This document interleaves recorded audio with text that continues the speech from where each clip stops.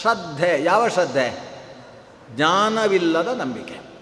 ಆದರೆ ಯಾಕೆ ಏನು ಅಂತ ತಿಳ್ಕೊಳ್ಳದೆ ಬರೀ ನಂಬಿಬಿಟ್ರೆ ಇಂತಹ ಅವ್ಯವಸ್ಥೆಗಳಾಗ್ತವೆ. ಆದ್ದರಿಂದಲೇ ಅದನ್ನು ಶ್ರದ್ಧಾ ಅಂತ ಕರಿಬಾರ್ದು, ಅದನ್ನು ಅಂಧಶ್ರದ್ಧಾ ಅಂತ ಕರಿಬೇಕು. ಕೇವಲ ಶ್ರದ್ಧಾ ಅನ್ನುವ ಶಬ್ದದಿಂದ ನಾವು ಕರಿಬೇಕಾದರೆ ಅದರ ಹಿನ್ನೆಲೆಯಲ್ಲಿ ಉತ್ಕೃಷ್ಟವಾದ ಜ್ಞಾನ ಇರಬೇಕು, ಜ್ಞಾನದ ಹಿನ್ನೆಲೆಯಲ್ಲಿ ನಂಬಿಕೆ ಇರಬೇಕು. ಹೀಗೆ ತಿಳಿದು ನಂಬಬೇಕು, ನಂಬಿ ತಿಳಿಯಬೇಕು. ನಂಬಿಕೆ ಮತ್ತು ತಿಳಿವು ಅನ್ನುವುದು ಸಮಾನಾಂತರ ಸಮಸ್ಕಂಧವಾಗಿ ಒಬ್ಬ ವ್ಯಕ್ತಿಯಲ್ಲಿ ರೂಢಮೂಲವಾಗಿದ್ದಾಗ ಮಾತ್ರ ಆತ ಪಿತೃಕರ್ಮವನ್ನು ಸರಿಯಾಗಿ ನಡೆಸುವುದಕ್ಕೆ ಸಾಧ್ಯವಾಗ್ತದೆ. ಅದನ್ನ ಪಿತೃಕರ್ಮದ ಬಗ್ಗೆ, ಶ್ರಾದ್ದದ ಬಗ್ಗೆ ಹೇಗಿರಬೇಕು ಅನ್ನುವುದನ್ನು ಆ ಶ್ರಾದ್ದ ಅನ್ನುವ ಶಬ್ದದಲ್ಲಿ ಸೇರಿದ ಶ್ರದ್ಧಾ ಅನ್ನುವ ಶಬ್ದವೇ ಹೇಳ್ತದೆ. ಜ್ಞಾನಪೂರ್ವಕವಾಗಿ ನಂಬಿ ಈ ಕರ್ಮಗಳನ್ನು ನಾವು ನಡೆಸಬೇಕು. ಇದು ಒಟ್ಟು ಶ್ರಾದ್ದ ಶಬ್ದದ ಹಿನ್ನೆಲೆಯಲ್ಲಿ ನಾವು ಅರ್ಥ ಮಾಡಿಕೊಳ್ಳಬೇಕಾದಂತಹ ವಿಷಯ.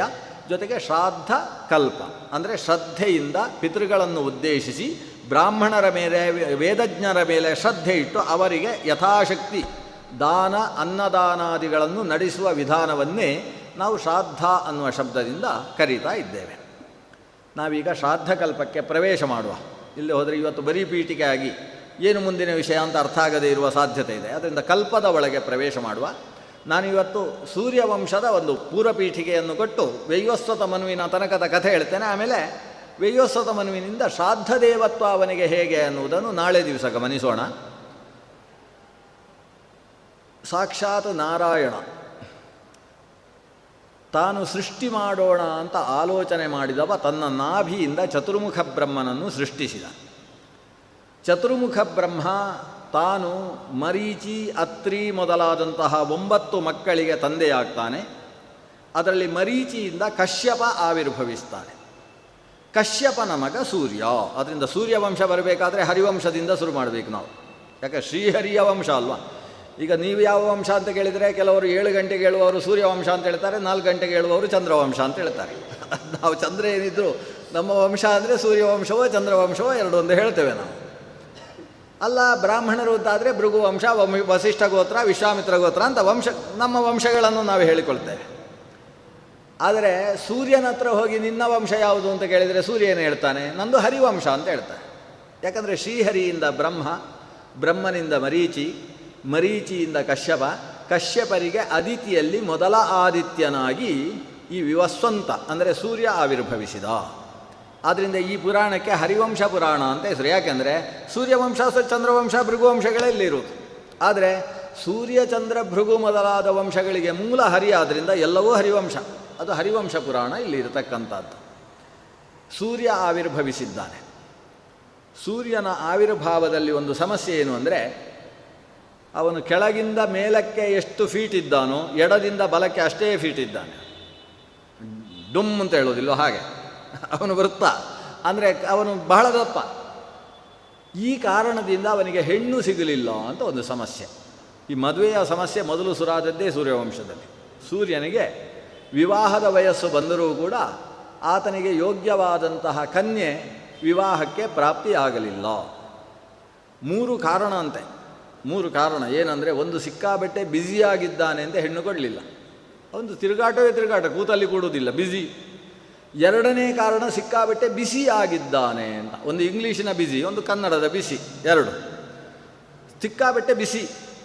ಹೀಗೆ ಶರೀರದಲ್ಲಿ ಭಾರಿ ಔಷ್ಣ್ಯ ಇರುವುದರಿಂದ ಈ ಉಷ್ಣತೆಯನ್ನು ಸಹಿಸಲಾಗದೆ ಆತನ ಹತ್ತಿರ ಬರದೇ ಇರುವುದು ಅಂತ ಒಂದು ಕಾರಣ. ಆಮೇಲೆ ಪುರುಸೊತ್ತೇ ಅವನಿಗಿಲ್ಲ ಅಂತ 2ನೇ, ಈ ಸಾಫ್ಟ್ವೇರ್ ಇಂಜಿನಿಯರಿಗೆ ಹೆಣ್ಣು ಸಿಗೋದಿಲ್ಲ ಅಲ್ವ, ಇದಕ್ಕೋಸ್ಕರ. ಇದು ಎರಡು ಕಾರಣಗಳು. 3ನೇ ಕಾರಣ ಏನು? ಆತ ಶರೀರದಲ್ಲಿ ಎತ್ತರ ಎಷ್ಟೋ ಅಗಲ ಅಷ್ಟೇ ಇದ್ದಾನೆ ಅನ್ನೋದು 3ನೇ ಕಾರಣ. ಇಷ್ಟು ಕಾರಣದಿಂದ ಸೂರ್ಯನಿಗೆ ಸರಿಯಾದ ರೀತಿಯಲ್ಲಿ ವಿವಾಹಕ್ಕೆ ಅವಕಾಶ ಆಗಲಿಲ್ಲ. ಆತ ಹೋಗಿ ತನ್ನ ಮುತ್ತಜ್ಜನಾದಂತಹ ಚತುರ್ಮುಖ ಬ್ರಹ್ಮನಲ್ಲಿ ನಿವೇದನೆ ಮಾಡಿಕೊಳ್ತಾನೆ, ನನಗೊಂದು ವಿವಾಹದ ವಯಸ್ಸು ಬಂದಿದೆ, ಮದುವೆಗೆ ವ್ಯವಸ್ಥೆ ಮಾಡಬೇಕು ಅಂತ. ಚತುರ್ಮುಖ ಬ್ರಹ್ಮ ತನ್ನಲ್ಲಿ ಆವಿರ್ಭವಿಸಿದಂತಹ ತ್ವಷ್ಟೃ ಪ್ರಜಾಪತಿಯನ್ನು ಕರೀತಾರೆ. ತ್ವಷ್ಟೃ ಪ್ರಜಾಪತಿಗೆ ಹೇಳ್ತಾನೆ, ನಿನಗೆ ಮಕ್ಕಳು ಆ ವಿಶ್ವಕರ್ಮನ ತಂಗಿ ಇದ್ದಾಳಲ್ಲ ಸಂಜ್ಞೆ, ಆ ಸಂಜ್ಞೆಯನ್ನು ಸೂರ್ಯನಿಗೆ ಕೊಟ್ಟು ಮದುವೆ ಮಾಡು ಅಂತ ಬ್ರಹ್ಮ ಹೇಳಿದ. ಬ್ರಹ್ಮ ಹೇಳಿದ ಮೇಲೆ ಮಾತಿಲ್ಲ, ಅದು ಪುರೋಹಿತರು ಹೇಳಿದ ಹಾಗೆ. ಬ್ರಹ್ಮ ಯಾಕಂದರೆ ಇವರ ಹಣೆ ಏನು, ಅವರ ಹಣೆ ಏನು, ಅವರ ಜಾತಕ ಹೇಗೆ, ಇವರ ಜಾತಕ ಎಲ್ಲ ವಿಧಿ ಲಿಖಿತ ಉಂಟಲ್ಲ, ಅಂದರೆ ವಿಧಿಯ ಆದೇಶವನ್ನು ಅನುಸರಿಸಿದಂತಹ ತ್ವಷ್ಟೃ ಪ್ರಜಾಪತಿ ತನ್ನ ಮಗಳಾದಂತಹ ಸಂಜ್ಞಾದೇವಿಯನ್ನು ಸೂರ್ಯನಿಗೆ ಕಶ್ಯಪನ ಸನ್ನಿಧಾನದಲ್ಲಿ ವಿವಾಹ ಮಾಡಿಕೊಡ್ತಾನೆ. ಅಂತೂ ಸೂರ್ಯನಿಗೆ ಮದುವೆಯಾಯಿತು. ಹಿರಿಯರೆಲ್ಲರ ಆಶೀರ್ವಾದದ ಬಲದಿಂದ ಅವರೆಲ್ಲರ ಮಾತಿಗೆ ಗೌರವವನ್ನು ಕೊಟ್ಟು ಸಂಜ್ಞಾದೇವಿ ಸೂರ್ಯನ ಜೊತೆಗೆ ಎಷ್ಟು ಕಷ್ಟವಾದರೂ ಸಂಸಾರವನ್ನು ನಿಭಾಯಿಸಿಕೊಂಡು ಸಾಗಿದ್ಲು. ಆಕೆಯಲ್ಲಿ 3 ಜನ ಮಕ್ಕಳಾಗ್ತಾರೆ. ಮೊದಲು ಹುಟ್ಟಿದ ಮಗನಿಗೆ ವಿವಸ್ವಾನ್ ಅಂತ ಹೆಸರಿಡ್ತಾರೆ, ಮೊದಲನೆಯ ಮಗ. 2ನೇ ಮಗು ಆಗುವಾಗ ಅದು ಯಮಳ ಅಂದ್ರೇನು, ಜೋಡಿ, ಅವಳಿ ಜವಳಿ ಮಕ್ಕಳು. ಆ ಅವಳಿ ಜವಳಿ ಮಕ್ಕಳಿಗೆ ಅವಳಿ ಜವಳಿ ಅಂತ ಹೆಸರಿಟ್ಟರು. ನೋಡಿ, ಅಲ್ಲಿಂದ ಅವಳಿ ಜವಳಿ ಅಂತ ಹೆಸರಾದದ್ದು. ಆ ಹುಟ್ಟಿದ ಮಕ್ಕಳಿಗೆ ಹೆಸರೇ ಹಾಗೆ. ಸಂಸ್ಕೃತದಲ್ಲಿ ಯಮುನಾ ಅಂತ. ಯಮ ಅಂದರೆ ಅವಳಿ ಅಂತ ಅರ್ಥ, ಯಮುನಾ ಅಂತ ಹೇಳಿದರೆ ಜವಳಿ ಅಂತ ಅರ್ಥ. ಅವಳಿ ಜವಳಿ ಮಕ್ಕಳು ಯಮ ಮತ್ತು ಯಮುನಾ ಅನ್ನುವ 2 ಮಕ್ಕಳು ಆವಿರ್ಭವಿಸಿದರು. 2 ಮಕ್ಕಳು ಆದ ಮೇಲೆ ಒಟ್ಟು 3 ಮಕ್ಕಳಾಯಿತು ಸಂಜ್ಞಾದೇವಿಗೆ. ಸಂಜ್ಞಾದೇವಿಗೆ ಇನ್ನೂ ಸಂಸಾರ ಕಷ್ಟ ಅಂತ ಅನಿಸಿತು. ನನ್ನನ್ನು ಮದುವೆ ಮಾಡಿಕೊಟ್ಟಾಗ ಏನೇನು ಆದೇಶ ಕೊಟ್ಟಿದ್ರು ಅದಷ್ಟು ನಿರ್ವಾಹ ಆಗಿದೆ ಈಗ. ಆದ್ದರಿಂದ ನಾನು ಇವರ ಜೊತೆಗೆ ಇರುವುದಕ್ಕಿಂತ ಸ್ವಲ್ಪ ತಪಸ್ಸು ಸಾಧನೆ ಅಂತ ಹೊರಡುವುದು ಒಳ್ಳೆಯದು ಅಂತ ಆಕೆಗೆ ಅನಿಸ್ತದೆ. ಆದರೆ ಒಂದು ಸಮಸ್ಯೆ ಇರುವುದೇನು, ಪತಿದೇವರು ಆದ್ದರಿಂದ ಇವರ ಸೇವೆಯನ್ನು ನಡೆಸುವುದು ನನ್ನ ಕರ್ತವ್ಯ. ಬರೀ ಗಂಡು ಹೆಣ್ಣು ಮಕ್ಕಳನ್ನು ಹೆತ್ತು ಕೊಡುವುದಷ್ಟೇ ಕರ್ತವ್ಯ ಅಲ್ಲ, ಮಕ್ಕಳು ಒಳ್ಳೆಯ ಬುದ್ಧಿಯುಳ್ಳವರು, ಅವರನ್ನು ಬೆಳೆಸುವ ಕೆಲಸವೂ ಆಗಿದೆ. ಆದರೆ ಅವರ ಸೇವೆ ನಡೆಸುವುದು ನನ್ನ ಕರ್ತವ್ಯ. ನಾನು ಎದ್ದು ತವರು ಮನೆಗೆ ಹೋದರೆ ಇಲ್ಲಿ ವ್ಯವಸ್ಥೆ ಬೇಕಲ್ಲ, ಅದಕ್ಕೆ ಯಾರನ್ನಾದರೂ ವ್ಯವಸ್ಥೆ ಮಾಡಿದರೆ ಆಯಿತು ಅಂತ ಯೋಚನೆ ಮಾಡಿದಂತಹ ಸಂಜ್ಞೆ ತನ್ನಂಥದ್ದೇ ಒಂದು ಛಾಯೆಯನ್ನು ನಿರ್ಮಾಣ ಮಾಡ್ತಾಳೆ. ಛಾಯಾ ಅಂದರೆ ಪ್ರತಿಬಿಂಬ ಅಂತ ಅರ್ಥ. ಇವಳ ಮೂಗು, ಇವಳ ಕಣ್ಣು, ಯಾಕಂದರೆ ಇವಳು ತ್ವಷ್ಟೃವಿನ ಮಗಳಲ್ವ. ತ್ವಷ್ಟೃ ಅಂದರೆ ಯಾರು? ವಿಶ್ವಕರ್ಮನಪ್ಪ. ಅಂದರೆ ಎಲ್ಲ ರೀತಿಯ ಕರಕುಶಲ ಕರ್ಮಗಳಿಗೆ ಅಥವಾ ಶಿಲ್ಪಕಲೆಗೆ ಮೂಲಪುರುಷ ತ್ವಷ್ಟೃ. ಅದನ್ನು ತ್ವಷ್ಟೃವಿನ ಮಗಳಾದ್ರಿಂದ ಇವಳು ಅದರಲ್ಲಿ ಮಹಾನಿಷ್ಣಾತೆ. ಆದ್ದರಿಂದ ಇವಳಂಥದ್ದೇ ಒಂದು ಪ್ರತಿಮೆಯನ್ನು ನಿರ್ಮಾಣ ಮಾಡ್ತಾಳೆ. ಆ ಪ್ರತಿಮೆಯಲ್ಲಿ ಎಷ್ಟು ಇವಳ ಹಾಗೆ ಸದೃಶವಾದದ್ದು ಅಂದರೆ ಆ ಸೂರ್ಯನಿಗೂ ಕೂಡ ಗೊತ್ತಾಗಲಿಲ್ಲ. ಅಂದರೆ ನೋಡಿ ಎಂಥ ಅದು ಥೇಟಾಗಿತ್ತು ಅಂತ. ಆ ಛಾಯೆ ಅಂದರೆ ಪ್ರತಿಛಾಯೆ. ಅಂತಹ ಪ್ರತಿಛಾಯೆಯನ್ನು ನಿರ್ಮಾಣ ಮಾಡಿ ಅದರಲ್ಲಿ ಪ್ರಾಣಶಕ್ತಿಯನ್ನು ತನ್ನ ಶಿಲ್ಪ ಸಾಮರ್ಥ್ಯದಿಂದ ನಿರ್ಮಾಣ ಮಾಡಿಕೊಡ್ತಾಳೆ. ಪ್ರಾಣಶಕ್ತಿ ಯಾವಾಗ ಅದರಲ್ಲಿ ಬಂತು, ಅದು ಕೇಳಿತು, ನಾನೇನು ಮಾಡಬೇಕು, ನನ್ನ ಕರ್ತವ್ಯ ಏನು? ಇವಳು ಹೇಳ್ತಾಳೆ, ನೀನು ನನ್ನ ಸ್ಥಾನದಲ್ಲಿದ್ದು ಸೂರ್ಯನ ಸೇವೆಯನ್ನು ಮಾಡಬೇಕು, ನನ್ನ ಮಕ್ಕಳನ್ನು ನಿನ್ನ ಮಕ್ಕಳ ಹಾಗೆ ನೋಡಿಕೊಳ್ಳಬೇಕು. ಯಾವತ್ತಿಗೂ ಸೂರ್ಯನಿಗೆ ನಾನು ಈ ಮನೆಯಿಂದ ತವರು ಮನೆಗೆ ಹೋದ ವಿಷಯ ಗೊತ್ತಾಗಬಾರ್ದು, ಇಷ್ಟು ನಿನ್ನ ಕರ್ತವ್ಯ. ಸರಿ ಅಂತ ಕೈ ಮುಗಿದು ಹೇಳ್ತಾಳೆ. ಆದರೆ ಎಲ್ಲಿಯಾದರೂ ನನ್ನ ತಲೆ ಮುಂದಲೇ ಹಿಡಿದು ಯಾರು ನೀನು ಅಂತ ಪ್ರಶ್ನಿಸಿದರೆ ನಾನು ಗುಟ್ಟು ರಟ್ಟು ಮಾಡ್ತೇನೆ, ಅಲ್ಲಿಯ ತನಕ ನಾನು ಗುಟ್ಟು ಹೊರಗೆ ಬಿಡುವುದಿಲ್ಲ ಅಂತ ಆಕೆ ಹೇಳ್ತಾಳೆ. ಹೀಗೆ ಸೂರ್ಯ ಸಂಜ್ಞೆಯ ಜೊತೆಗೆ ಸಂಸಾರ ಮಾಡಿ 3 ಮಕ್ಕಳನ್ನು ಪಡೆದವ ಈಗ ಸಂಜ್ಞೆಯ ಪ್ರತಿಛಾಯೆ ಎನಿಸಿದ ಛಾಯಾದೇವಿಯ ಜೊತೆಗೆ ತಾನು ಸಂಸಾರವನ್ನು ಪ್ರಾರಂಭ ಮಾಡ್ತಾನೆ. ಸೂರ್ಯನಿಗೆ ತನ್ನ ಹೆಂಡತಿ ಬದಲಾದದ್ದು ಗೊತ್ತಾಗಲಿಲ್ಲವೋ ಅಂತ ಒಂದು ಸಮಸ್ಯೆ. ಯಾಕಂದರೆ ಸೂರ್ಯ ಸರ್ವಸಾಕ್ಷಿ, ಅವನಿಗೆ ಯಾರ ಮನೆಯಲ್ಲಿ ಏನಾದರೂ ಗೊತ್ತಾಗಿಬಿಡ್ತದೆ. ಅಮೃತವನ್ನು ಹಂಚುತ್ತಾ ಬರುವಾಗ ಒಬ್ಬ ಛಾಯೆ, ಅವನು ದೇವತೆಗಳ ರೂಪದಲ್ಲೇ ಇದ್ದ, ಆದರೆ ಸೂರ್ಯನಿಗೆ ಗೊತ್ತಾಗಿದೆ. ಅಂದರೆ ಸೂರ್ಯ ಸರ್ವಸಾಕ್ಷಿಯಾದವ. ಅಂತಹ ಸೂರ್ಯನಿಗೆ ತನ್ನ ಮನೆಯಲ್ಲಿ ಹೆಂಡತಿ ಬದಲಾದದ್ದೇ ಗೊತ್ತಾಗಲಿಲ್ಲ ಅಂದರೆ ಈ ಸೂರ್ಯನನ್ನು ನಂಬಲಿಕ್ಕೆ ಸಾಧ್ಯವ? ನಾವು ತುಂಬ ಕಷ್ಟ ಇದು.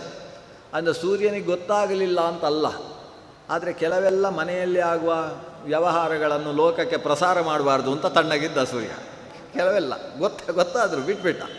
ಏನು 2ನೇ ಹೆಂಡತಿ ಆದರೆ ಏನು ತೊಂದರೆ ಅಂತ ಆಕೆಯ ಜೊತೆಗೆ ಸಂಸಾರವನ್ನು ಮಾಡ್ತಾನೆ. ಮಾಡಿ ಆಕೆಯಲ್ಲೂ ಈತನಿಗೆ ಒಂದು ಗಂಡು ಮಗು ಹುಟ್ಟುತ್ತದೆ. ಮೊದಲು ಹುಟ್ಟಿದಂತಹ ಮಗ ಛಾಯೆಯ ಮಗ, ಛಾಯಾ ಮಾರ್ತಂಡ ಸಂಭೂತನಾದಂತಹ ಮಗ. ಈ ಮಗ ಅಲ್ಲಿ ಸಂಜ್ಞಾದೇವಿಯಲ್ಲಿ ಮೊದಲು ಹುಟ್ಟಿದ ಮಗ ಇದ್ದಲ್ಲ, ಯಾರು? ವಿವಸ್ವಂತ, ಸೂರ್ಯ. ಮೊದಲು ಹುಟ್ಟಿದಂತಹ ವೈವಸ್ವತ ಮನು, ಅವನನ್ನು ಮನು ಅಂತ ಕರೀತಾರೆ. ಆ ಮನುವಿನ ಹಾಗೇ ಇದ್ದಾನಂತೆ. ಅವನದ್ದೇ ಬಣ್ಣ, ಅವನದ್ದೇ ಮೂಗು, ಅವನದ್ದೇ ಕಣ್ಣು, ಏನೂ ವ್ಯತ್ಯಾಸ ಇಲ್ಲ. ವಿವಸ್ವಂತನ ಮೊದಲ ಮಗನ ಹಾಗೇ ಈ ಮಗ ಇರುವುದರಿಂದ ಇವನಿಗೂ ಮನು ಅಂತಲೇ ಹೆಸರಿಡ್ತಾರೆ. ಆದರೆ ಆ ಮನುವಿಗೆ ಸವರ್ಣನಾದ ಮಗು ಆದ್ದರಿಂದ ಸಾವರ್ಣಿ ಮನು ಅಂತ ಕರೀತಾರೆ. ಇವನು ಮುಂದಿನ ಮನ್ವಂತರದ ಅಧಿಪತಿ. ಈ ವೈವಸ್ವತ ಮನು ಯಾರು? ಮೊದಲ ಮನು ಯಾರಿದ್ದಾನೆ, ಸಂಜ್ಞೆಯಲ್ಲಿ ಹುಟ್ಟಿದ ಮಗ, ಅವನು ಈ 7ನೆಯ ಮನ್ವಂತರದ ಅಧಿಪತಿ. ಅಂದರೆ ಈಗ ನಡೀತಾ ಇರುವ ಮನ್ವಂತರದ ಅಧಿಪತಿ. ಈ 4ನೇ ಮಗ ಇದ್ದಾನಲ್ಲ, ಅಂದರೆ ಛಾಯೆಯಲ್ಲಿ ಹುಟ್ಟಿದ ಮೊದಲ ಮಗ ಸಾವರ್ಣಿ ಮನು, ಅವನು ಮುಂದಿನ ಮನ್ವಂತರದ ಅಧಿಪತಿ, ಅಂದರೆ 8ನೆಯ ಮನ್ವಂತರದ ಅಧಿಪತಿ ಆಗತಕ್ಕಂಥವ. ಮತ್ತೆ ಸಂಸಾರ ಮುಂದುವರಿಯಿತು. ಛಾಯೆಯಲ್ಲಿ ಮತ್ತೊಬ್ಬ ಮಗ ಹುಟ್ಟಿದ. ಮಗ ಹುಟ್ಟುವಾಗಲೇ ತುಂಬ ನಿಧಾನಕ್ಕೆ ಹುಟ್ಟಿದ. ನಿಧಾನಕ್ಕೆ ಹುಟ್ಟಿದ್ರಿಂದ ಮಂದ ಅಂತ ಕರೆದ್ರು, ಸ್ಥಿರ ಅಂತ ಕರೆದ್ರು, ಶನೈಶ್ಚರ ಅಂತ ಕರೆದ್ರು.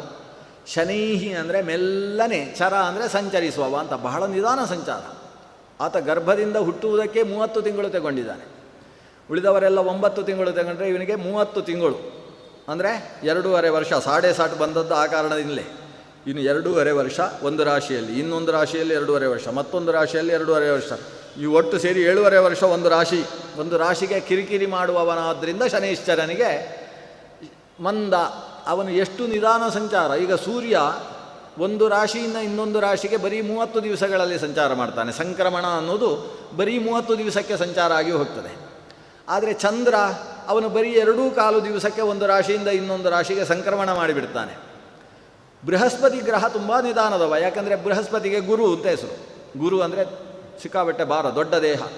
ಗುರುಗ್ರಹದಷ್ಟು ದೊಡ್ಡ ಗ್ರಹ ಮತ್ತೊಂದಿಲ್ಲ. ಅದರಿಂದ ಗುರು ಅದು ತುಂಬ ಗುರುವಾದದ್ದು ನಡೆಯುವುದು ನಿಧಾನಕ್ಕೆ. ಆದ್ದರಿಂದ ಅವನು 12 ತಿಂಗಳಿಗೆ ಒಂದು ಸಲ ಒಂದು ರಾಶಿಯಿಂದ ಒಂದು ರಾಶಿಗೆ ಸಂಚಾರ ಮಾಡ್ತಾನೆ. ಅತ್ಯಂತ ನಿಧಾನದ ಸಂಚಾರ. ಆದರೆ ಶನೈಶ್ಚರ ಹೇಗೆ? 2.5 ವರ್ಷ ಬೇಕು ಒಂದು ರಾಶಿಯಿಂದ ಮತ್ತೊಂದು ರಾಶಿಗೆ ಹೋಗುವುದಕ್ಕೆ. ಅಷ್ಟು ನಿಧಾನದ ಸಂಚಾರ ಆದ್ದರಿಂದ ಆತನನ್ನು ಮಂದ, ಸ್ಥಿರ. ಹೇಗೆ ಗಡಿಯಾರದಲ್ಲಿ ದೊಡ್ಡ ಮುಳ್ಳು ಹೋಗುವುದು ಕಾಣಿಸುತ್ತೆ, ಆದರೆ ಚಿಕ್ಕ ಮುಳ್ಳು ಕಾಣಿಸೋದಿಲ್ಲ. ಉಪನ್ಯಾಸ ಶುರುವಾಗುವಾಗ 7ರಲ್ಲಿತ್ತು, ಈಗ 8ಕ್ಕೆ ಬಂತು. ಆದ್ದರಿಂದ ಅಲ್ಲಿಂದ ಇಲ್ಲಿಗೆ ಸಂಚರಿಸುತ್ತಿತ್ತು ಅಂತ ಊಹೆ ಮಾಡುವುದೇ ಹೊರತು ಅದು ಸಂಚರಿಸುವುದು ಕಾಣಿಸುವುದಿಲ್ಲ. ಅದು ಸ್ಥಿರವಾಗಿರುವುದರಿಂದ ಇವನನ್ನು ಸ್ಥಿರ ಅಂತಲೂ ಕರೆದ್ರು, ಚರ ಅಂತ ಕರೆದ್ರು. ಅತ್ಯಂತ ನಿಧಾನವಾದ ಸಂಚಾರ ಅನ್ನುವ ಅರ್ಥದಲ್ಲಿ ಹೀಗೆ ಅತ್ಯಂತ ನಿಧಾನ ಸಂಚಾರವುಳ್ಳಂತಹ ಶನೈಶ್ಚರನ ಆವಿರ್ಭಾವ ಆಗ್ತದೆ. ಇಷ್ಟಾದಾಗ ಸಂಸಾರದಲ್ಲಿ ಸ್ವಲ್ಪ ಗಲಾಟೆ ಶುರುವಾಗ್ತದೆ. ಯಾಕಂದರೆ ಈ ಯಾರು ಛಾಯಾದೇವಿ ಏನಾದರೂ ಮನೆಯಲ್ಲಿ ವಿಶೇಷ ಭಕ್ಷ್ಯವನ್ನು ಮಾಡಿದರೆ ಯಮನಿಗೆ 4 ಹಾಕೋದು, ಶನೈಶ್ಚರನಿಗೆ 2 ಹಾಕೋದು. ಶನೈಶ್ಚರನಿಗೆ 4 ಹಾಕೋದು, ಯಮನಿಗೆ 2 ಹಾಕೋದು. ಇಂಥದ್ದು ಈ ತಾರತಮ್ಯ ಪ್ರಾರಂಭ ಆಯಿತು. ಯಾಕಂದರೆ ತನ್ನ ಹೊಟ್ಟೆಯಲ್ಲಿ ಹುಟ್ಟಿದ ಮಗು ಅಲ್ವಾ, ತನ್ನ ಹೊಟ್ಟೆಯಲ್ಲಿ, ಅದು ನನ್ನ ಹೊಟ್ಟೆದ್ದಲ್ಲ. ಆದರೆ ಯಮನಿಗೆ ಗೊತ್ತಿಲ್ಲ, ಇದು ಅಮ್ಮ ಅಂತಲೇ ಕರೀತಾ ಇದ್ದಾನೆ. ಯಮ ಅಮ್ಮನ ಹತ್ರ ಕೇಳ್ತಾನೆ ಆಗಾಗ, ಯಾಕೆ ನನಗೂ ಈ ಮಗನಿಗೂ ನೀನು ತಾರತಮ್ಯ ಯಾಕೆ ಮಾಡ್ತಾ ಇದ್ದಿ? ನಾವು ಸಮವರ್ತಿಗಳಾಗಿರಬೇಕಲ್ವ. ತಾಯಿಯಲ್ಲಿ ಯಾವತ್ತೂ ಈ ರೀತಿಯ ವ್ಯತ್ಯಾಸ ನಡಿಬಾರ್ದು, ಪಕ್ಷಪಾತ ನಡಿಬಾರ್ದು. ತಾಯಿ ಸುಮ್ಮನೆ ನಕ್ಕು ಬಿಡ್ತಾಳೆ. ಯಮನಿಗೆ ಸಹಿಸಲಿಕ್ಕೆ ಆಗುವುದಿಲ್ಲ. 2 ಸಲ ನೋಡಿದ, 3ನೇ ಸಲ ಹೇಳಿದ ಅಮ್ಮನ ಹತ್ರ. 4ನೇ ಸಲ ಅದೇ ರೀತಿ ಘಟಿಸಿದಾಗ ಸಿಟ್ಟು ಬರ್ತದೆ. ಅಮ್ಮ, ಇನ್ನೊಮ್ಮೆ ನೀನು ಹೀಗೆ ಮಾಡಿದಿ ಅಂದರೆ ನಾನು ಇದಕ್ಕೆ ಪ್ರತೀಕಾರ ಮಾಡಬೇಕಾಗ್ತದೆ ಅಂತ. ಯಮನಿಗೆ ಸಮವರ್ತಿ ಅಂತ ಹೆಸರು. ಅವ ಯಾರು ಅಂತ ನೋಡೋದಿಲ್ಲ, ತಪ್ಪು ಮಾಡಿದರೆ ತಪ್ಪೇ. ಅಂತಹ ಯಮ ಪ್ರತೀಕಾರ ಮಾಡಬೇಕಾಗ್ತದೆ ಅಂತ ಹೇಳಿದ. ಅವಳಿಗೂ ಸಿಟ್ಟು ಬಂತು ತಾಯಿಗೆ. ನೋಡೋಣ ಇವನೇನು ಪ್ರತೀಕಾರ ಮಾಡ್ತಾನೆ. ಮತ್ತೊಂದು ಬಾರಿ ಇಂತಹ ಘಟನೆ ನಡೆದಾಗ ಯಮ ತನ್ನ ಎಡಗಾಲನ್ನು ಎತ್ತಿ, ಅಮ್ಮ ಒದ್ದು ಬಿಟ್ಟೆ ಅಂತ ಎತ್ತಿತ್ತು, ಕಾಲನ್ನೇ ಎತ್ತಿಬಿಟ್ಟ. ಕಾಲು ಎತ್ತಿದಾಗ ಆ ತಾಯಿ ಸಿಟ್ಟು ಮಾಡಿಕೊಂಡು ನಿನ್ನ ಕಾಲು ಬಿದ್ದು ಹೋಗಲಿ ಅಂತ ಶಾಪ ಕೊಡ್ತಾಳೆ. ಶಾಪ ಕೊಟ್ಟದ್ದೇ ತಡ ಯಮ ಓಡಲಿಕ್ಕೆ ಶುರು ಅಪ್ಪನ ಹತ್ರ. ಅಪ್ಪ, ಅಮ್ಮ ಶಾಪ ಕೊಟ್ಟಿದ್ದಾಳೆ ಅಂತ ಸೂರ್ಯನ ಹತ್ರ. ಸೂರ್ಯನಿಗೆ ಆಗ ಅರ್ಥ ಆಯಿತು, ಸಿಕ್ಕಾಬಿಟ್ಟೆ ಬ್ಯುಸಿ ಆದರೆ ಮನೆಯಲ್ಲಿ ಏನು ಎಡವಟ್ಟಾಗುತ್ತೆ ಅಂತ ಗೊತ್ತಾಯಿತು. ಸೂರ್ಯ ಆ ಕ್ಷಣದಲ್ಲಿ ತನ್ನ ಸರ್ವದೃಷ್ಟಿಯನ್ನು ಹರಿಸಿ ಮನೆಯಲ್ಲಿ ಏನು ದುರ್ಘಟನೆ, ಯಾವತ್ತಾದರೂ ತಾಯಿ ಶಾಪ ಉಂಟೆ? ಯಾವತ್ತಾದರೂ ಕೆಟ್ಟ ತಾಯಿ ಅನ್ನುವ ಶಬ್ದ ಉಂಟೇನು? ಕುಮಾತ ಅನ್ನುವುದಿಲ್ಲವಲ್ಲ. ಹಾಗಾದರೆ ಈ ತಾಯಿ ಶಾಪ ಕೊಟ್ಟಿದ್ದಾಳೆ ಅಂದರೆ ಏನಾಗಿದೆ ವ್ಯತ್ಯಾಸ? ಅದನ್ನು ತಿಳಿದು ಆಕೆ ಹತ್ರ ಪ್ರಶ್ನಿಸಿದಾಗ ಉತ್ತರ ಗೊತ್ತಾಯಿತು. ಇದು ತಾಯಿ ಅಲ್ಲ, ತಾಯಿಯ ಪ್ರತಿಬಿಂಬ, ಛಾಯೆ ಇದು ಅನ್ನುವುದು ಅರ್ಥವಾಯಿತು.